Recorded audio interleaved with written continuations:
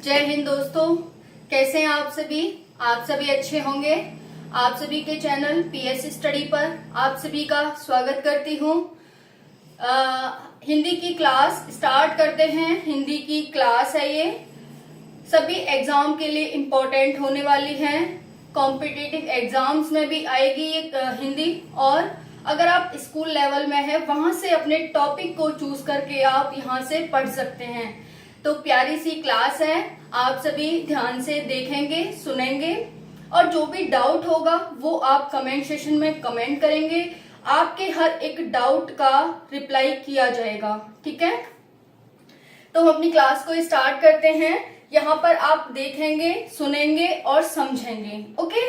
अगर आप चैनल पर न्यू हैं तो चैनल को सब्सक्राइब कर लेंगे, जिससे कि चैनल पर आने वाला हर एक अपडेट आपको सबसे पहले मिलता रहे। स्टार्ट करते हैं फ्रेंड्स वीडियो को। यहाँ पर आप देख सकते हैं Hindi useful for all competitive exams, okay. आज 27 फरवरी 2023 है। यहाँ पर आप देखेंगे हम क्या पढ़ने वाले हैं। इस वीडियो में हम पढ़ने वाले हैं वर्णमाला, ठीक है। वर्णमाला पढ़ेंगे, लेकिन उससे पहले हम एक भूमिका बनाएंगे कि वर्णमाला आई कहाँ से, कैसे आई वर्णमाला, ठीक है।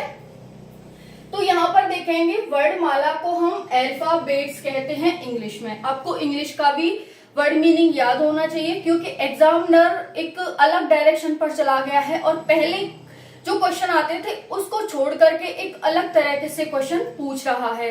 तो आप वर्णमाला को इंग्लिश में भी पूछ सकता है कि वर्णमाला को इंग्लिश में क्या कहते हैं, पता नहीं एग्जामिनर के माइंड की। तो आप यहाँ पर देखेंगे वर्णमाला को अल्फाबेट्स कहते हैं।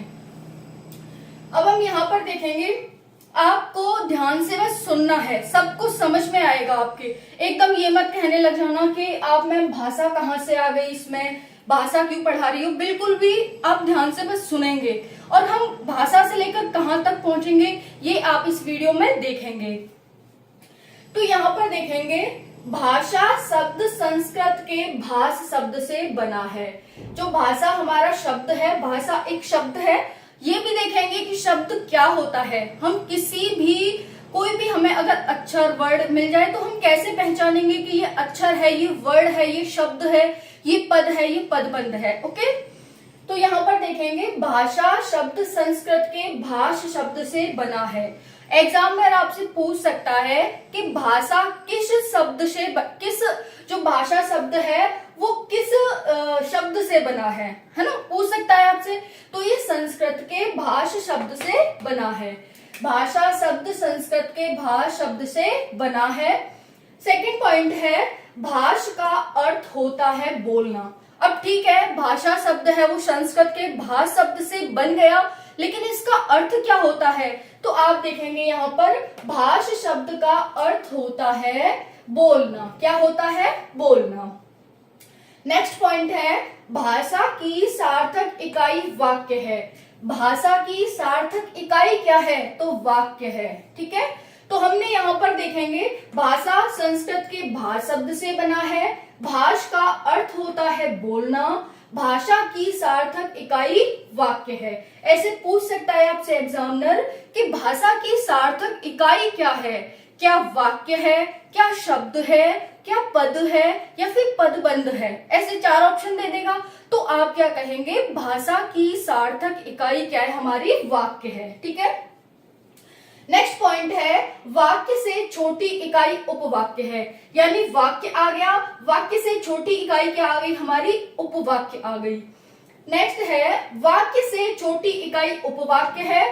फिर नेक्स्ट है, उपवाक्य से छोटी इकाई पदबंध है। तो उपवाक्य होगा फिर पदबंध हो जाएगा। उपवाक्य से छोटी इकाई क्या हो जाएगी, पदबंध। यानी कि पदों को बंध करके जो हमारे पास आता है उसे हम पदबंध कहते हैं। पदबंध से छोटी इकाई पद है, यानी कि पदों से मिलकर के पदबंध बनेगा। अब पदबंध की छोटी इकाई क्या हो जाएगी, पद हो जाएगी। नेक्स्ट देखेंगे, पद से छोटी इकाई शब्द है। अब पद से छोटी इकाई क्या हो गई, शब्द हो गई। फिर है, शब्द से छोटी इकाई अक्षर है। क्या है, शब्द से छोटी इकाई अक्षर है। ध्यान रखेंगे, यहाँ पर शब्द और अक्षर। उसके बाद है अक्षर से छोटी इकाई ध्वनि या वर्ड है। हम या तो ध्वनि कहेंगे या फिर हम वर्ड कहेंगे, दोनों एक ही है। तो यहाँ पर हमने क्या सीखा कि भाषा संस्कृत के भाष शब्द से बनी है। भाष का अर्थ होता है बोलना। फिर यहाँ पर देखेंगे भाषा की सार्थक इकाई वाक्य है। वाक्य से छोटी इकाई उपवाक्य है। उपवाक्य से छोटी इकाई पदबंध है। पदबंध से छोटी इकाई पद है और पद से छोटी इकाई शब्द है। शब्द से छोटी इकाई अक्षर है। अक्षर से छोटी इकाई ध्वनि या वर्ड है। आपसे इसमें से एग्जामिनर कुछ भी पूछ सकता है कि शब्द से छोटी इकाई क्या है, तो आप बताएंगे शब्द से यहाँ पर शब्द से छोटी इकाई अक्षर है, वहीं पर अक्षर से छोटी इकाई ध्वनि या वर्ड है। बिल्कुल भी परेशान होने की जरूरत नहीं है कि मैम इसे याद कैसे करेंगे, तो मैं आपको याद कराऊंगी, ठीक है। तो यहाँ पर देखेंगे सबसे बड़ा वाक्य, क्योंकि भाषा की सार्थक इकाई वाक्य होती है।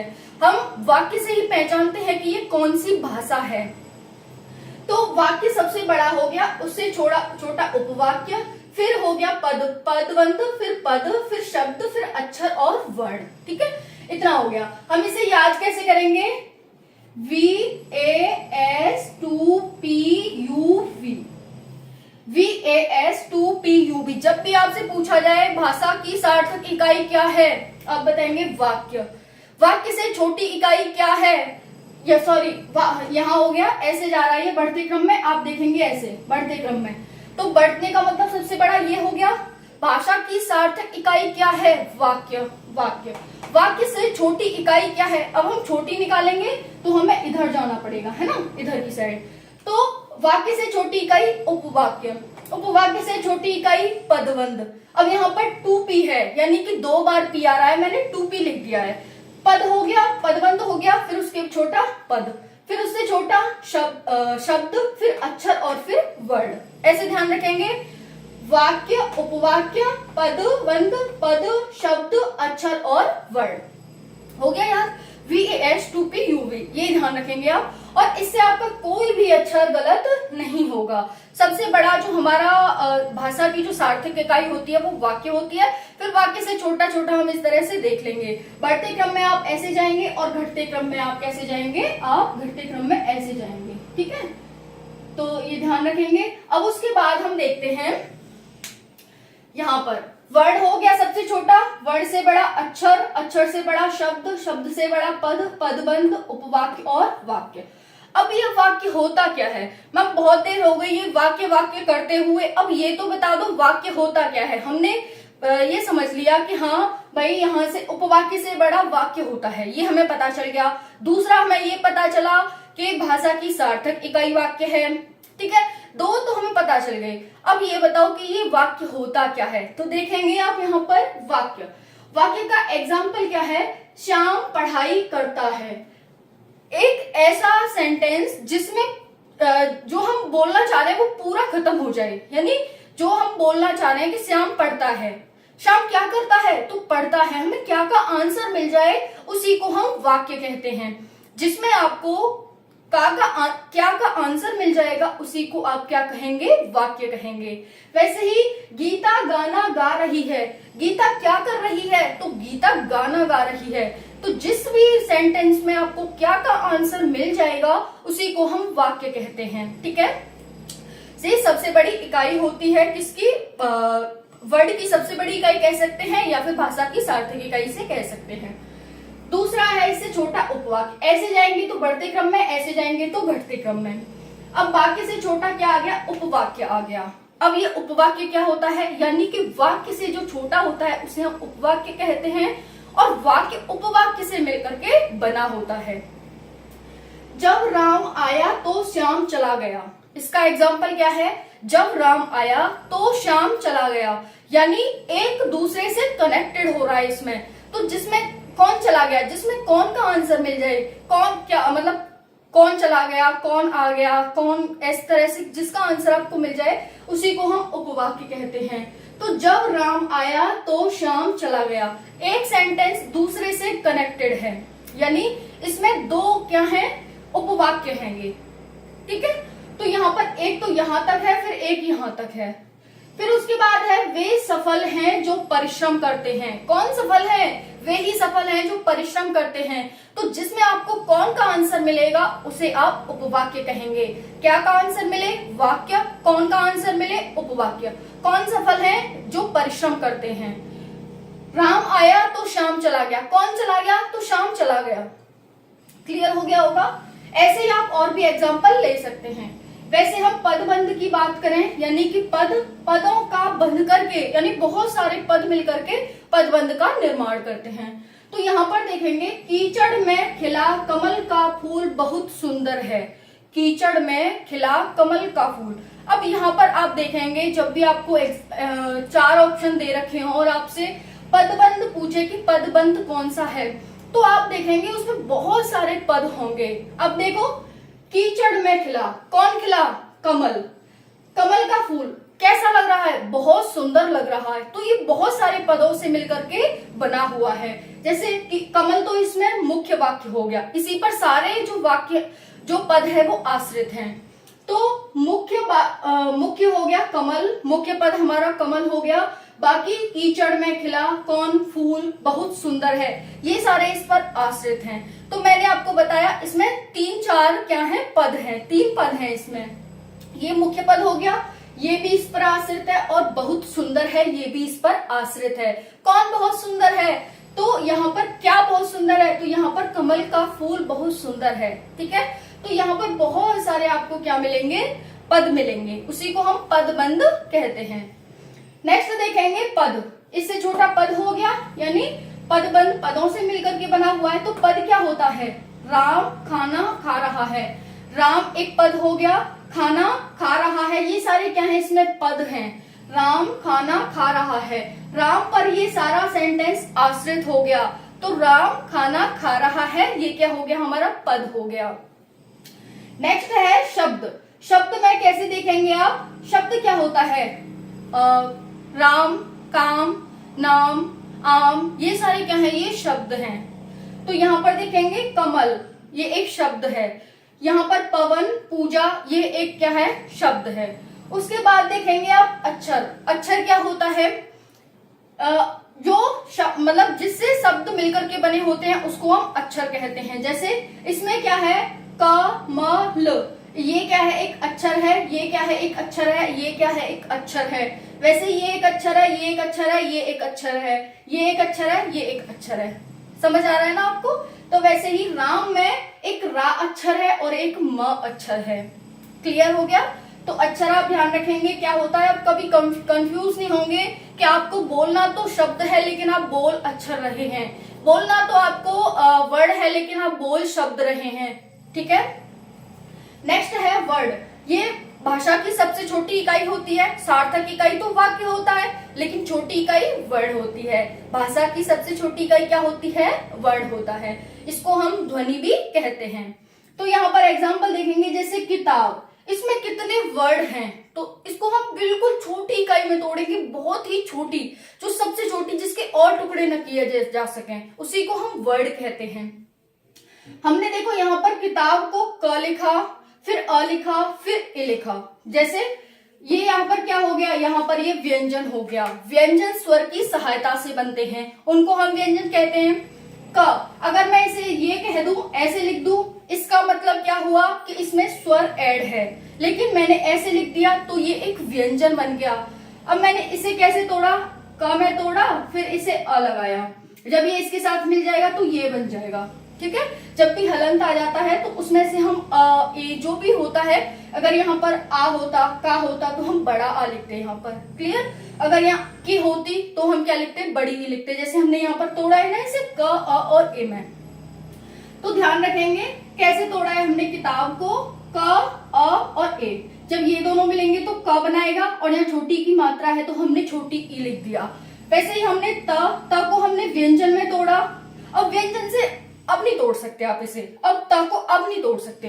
अगर कोई आपसे कहता है कि इसे और तोड़ो तो आप नहीं तोड़ेंगे, हथौड़े से भी नहीं तोड़ पाएंगे इसे, ठीक है। तो ये हो गया हमारा त। यहाँ पर आ का डंडा लगा हुआ है तो हमने बड़ा आ लिख दिया। फिर यहाँ पर ब है तो हमने ब को व्यंजन में तोड़ा और स्वर लगा दिया यहाँ पर अ। तो आप ये भी पहचान सकते हैं कि यहाँ स्वर क्या है, व्यंजन क्या है। ये हमारा व्यंजन हो गया, ये हमारा स्वर हो गया, ये स्वर हो गया। मैं लिख देती हूँ स्वर, स्वर, ये व्यंजन, ये हमारे पास व्यंजन, ये हमारे पास स्वर, ये हमारे पास व्यंजन, ये हमारे पास स्वर। क्योंकि स्वरों का स्वतंत्र रूप से उच्चारण होता है, वे किसी की सहायता से नहीं बनाए जा सकते। ये अ को आप किसी की सहायता से नहीं बना सकते, इनका स्वतंत्र उच्चारण होता है। लेकिन व्यंजनों का उच्चारण स्वरों की सहायता से होता है। Is that clear? ठीक है, अब आप इतना समझ गए होंगे कि हम कैसे पहचानेंगे वाक्य, उपवाक्य, पदबंध, पद और शब्द, अक्षर, वर्ड। पदबंध जिसमें बहुत सारे पद हों, 2, 3, 4, मतलब 2 से ज्यादा ही होंगे, जैसे यहाँ पर हमने देखा। इतना आप सभी को क्लियर हो गया होगा। अगर इसमें इतने में आप किसी को डाउट है तो आप कमेंट सेक्शन में कमेंट करेंगे, मैं आपके कमेंट का रिप्लाई करूंगी। अब देखो यहाँ पर वर्णमाला भाषा की सबसे छोटी इकाई ध्वनि, वर्णमाला क्या होती है? वर्णमाला क्या होती है? भाषा की सबसे छोटी इकाई ध्वनि या वर्ण है। देखो हम पढ़ने वाले क्या थे? वर्णमाला। वर्णमाला से कहां पहुंचे हम? वर्ड पे पहुंचे। वर्ड तो हमने देख लिया, ये सारे क्या है? वर्ड हैं। Is that clear? यहां तक आप पहुंच गए। वर्ड क्या होता है? वर्णों से मिलकर वर्णों की एक माला को हम वर्णमाला कहते हैं। कितने वर्ड होते हैं इसमें? 52 वर्ड होते हैं। लिखित रूप में हम देखें तो 45 वर्ड होते हैं। उच्चारण के आधार पर यानी बोलने के आधार पर 52 वर्ड होते हैं। क्लियर? अगर आपसे एग्जामिनर पूछता है कि लिखित रूप में वर्णमाला में कितने वर्ड होते हैं जिन्हें हम लिख सकते हैं, तो आप बताएंगे कितने? 45। वहीं उच्चारण के आधार पर आप बताएंगे 52। ठीक है, तो यहां पर देखेंगे, उच्चारण के आधार पर मैंने थोड़ा सा उल्टा कर दिया। उच्चारण के आधार पर 45, लिखित रूप में 52, है ना। उच्चारण के आधार पर 45, लिखित रूप में 52। यहाँ पर वर्णमाला में 52 वर्ड होते हैं, 39 व्यंजन होते हैं और 13 स्वर होते हैं। स्वरों, व्यंजन को हम कॉन्सोनेंट्स कहते हैं और स्वर को हम वोवेल्स कहते हैं। आप सभी को इतना दिखाई दे रहा होगा। मैं एक बार देख लेती हूँ चेक करके कि आप सभी को ये दिखाई, हाँ ठीक है, दे रहा है। तो यहाँ पर ध्यान रखेंगे, वर्णमाला में 52 वर्ड होते हैं, 39 व्यंजन और 13 स्वर होते हैं। व्यंजनों को हम कॉन्सोनेंट्स एंड स्वरों को हम वोवेल्स कहते हैं। फिर यहाँ पर वर्णमाला क्या है? भाषा की सबसे छोटी इकाई ध्वनि या वर्ण होती है। हमने देखा, अभी मैं बता चुकी हूँ कि भाषा की सबसे छोटी इकाई अगर आपसे पूछे तो ध्वनि या वर्ण होती है। वहीं भाषा की सार्थक इकाई वाक्य होती है। वर्णों के व्यवस्थित समूह को वर्णमाला कहते हैं, यानी कि वर्ण को जब हम व्यवस्थित क्रम में लिख देते हैं तो उसे हम वर्णमाला कहने लग जाते हैं। नोट क्या है आपके लिए? नोट है, मूलतः वर्णमाला में उच्चारण के आधार पर 45 वर्ण हैं। बोलने के आधार पर कितने हैं? 45।